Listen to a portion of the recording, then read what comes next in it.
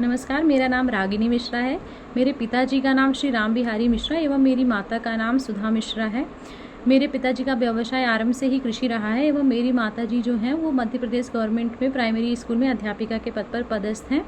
मेरे माता पिता के अलावा मेरे घर में मेरे 2 भाई और एक छोटी बहन है। मेरे दोनों भाई जो हैं वो प्राइवेट कंपनी में जॉब करते हैं और मेरी बहन जो है वो कॉलेज में पढ़ाई कर रही है। मैं रीवा जिले के अंतर्गत त्योंथर तहसील की निवासी हूँ और मेरा जो विवाह है वो उत्तर प्रदेश के प्रयागराज जिले के एक गाँव में हुआ है।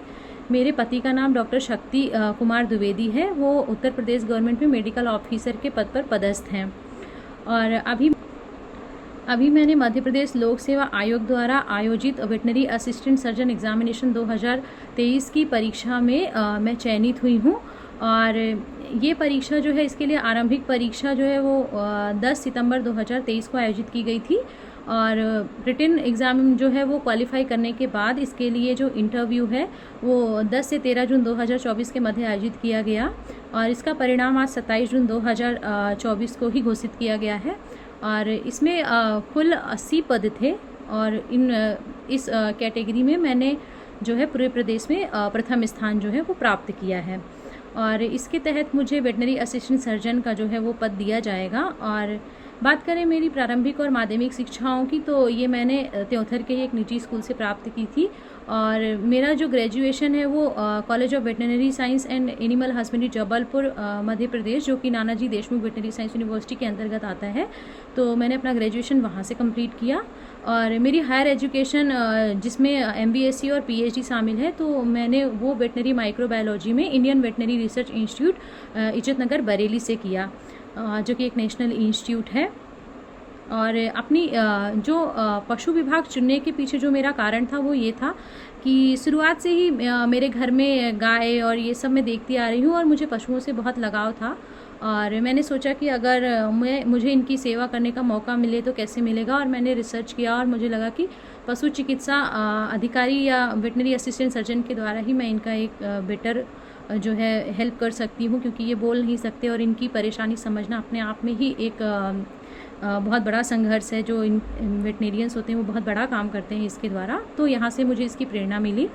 और मैं अपनी उपलब्धि का जो श्रेय है वो सर्वप्रथम अपने पिताजी और अपनी माता को देना चाहूँगी क्योंकि उन्होंने शुरुआत से ही मुझे हमेशा अपनी पढ़ाई के प्रति अग्रसर किया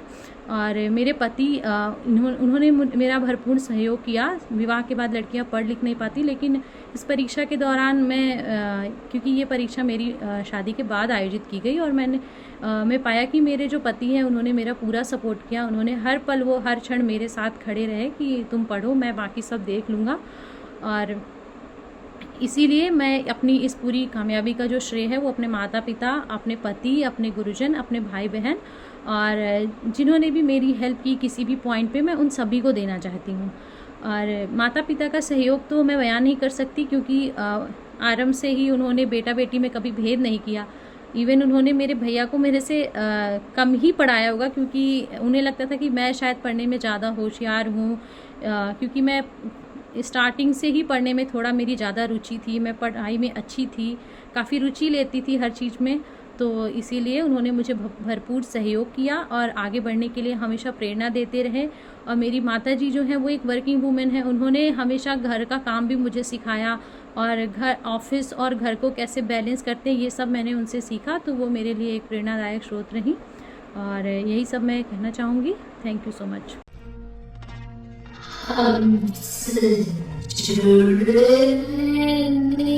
के लिए हमारे YouTube चैनल को सब्सक्राइब कर